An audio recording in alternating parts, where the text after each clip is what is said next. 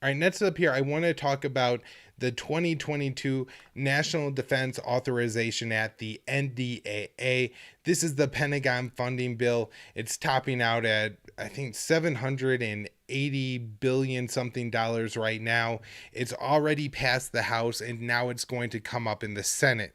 So this, Dave DeCamp explains at antiwar.com that early in the week they were reporting that the vote was going to happen this week. And then when Senate Majority Leader Chuck Schumer brought it to the floor, he not only included the already massive $778 billion bill, but also the $250 China Competition Act bill.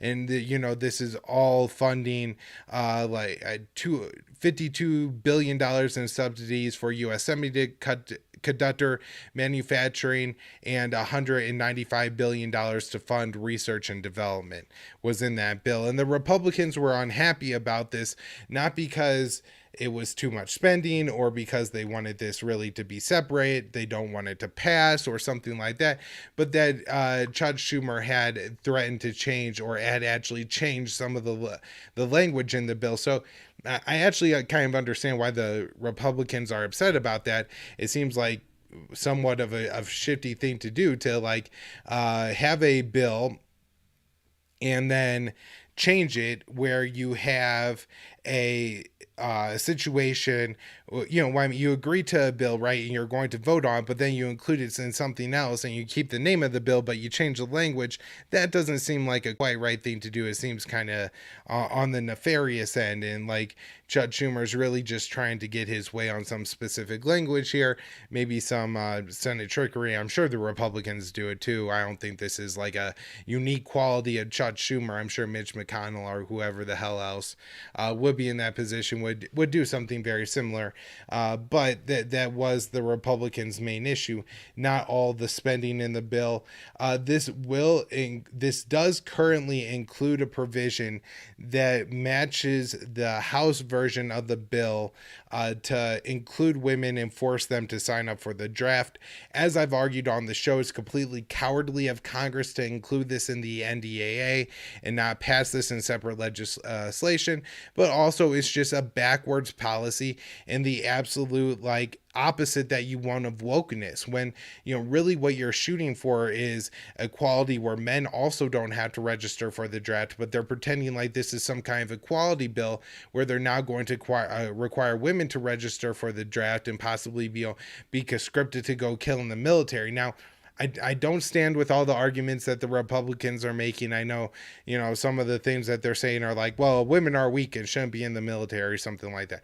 That's obviously ridiculous, or and I don't agree with that. But I don't think that women should be conscripted and we should get rid of the draft entirely.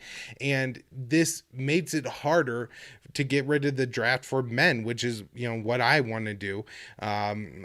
Because it doesn't exist yet for women, and if you include it to everyone, then it takes away one of the main arguments against the draft, and one of the reasons that Congress is actually moving now to do it is because men rights groups are suing and saying it was discriminatory, which it absolutely is.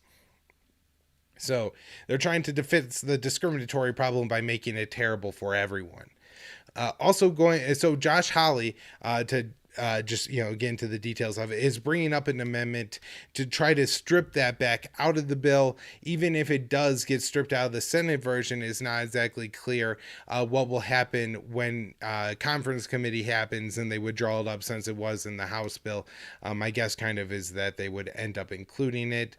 We have a senator, I believe from Alabama or Mississippi, pushing to include another $25 billion in the NDAA, which of course would put it over $800 billion. This would be for more shipyards. And the bill is from Rob Whitman and Senator Roger Wicker from Mississippi, and then from Virginia, that are behind this bill, pushing this bill. And it would be, I think, 21 billion that is for public shipyards, and then the rest going to private shipyards. So that's really all I have on the NDAA as it comes up. There's just one last story I want to mention. And this, for people who aren't watching, I have an article up here from The Hill. It's their national security newsletter, I believe. And I think the name of the newsletter is actually Overnight Defense and National Security.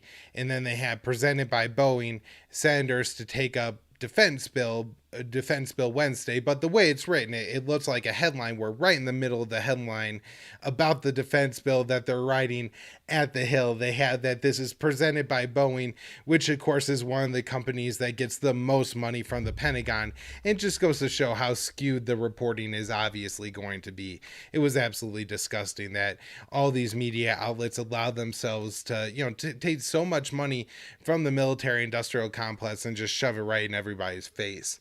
One last thing on the Senate, we have Rand Paul attempting, and he's going to try to block the recent arms sale that was announced to Saudi Arabia. This is $650 million in air-to-air missiles that the Biden administration has tried to write off as a defensive arms sale when it's absolutely not, and that these weapons could be used in Yemen to kill people and a real concern. And so good for Rand Paul for standing up here.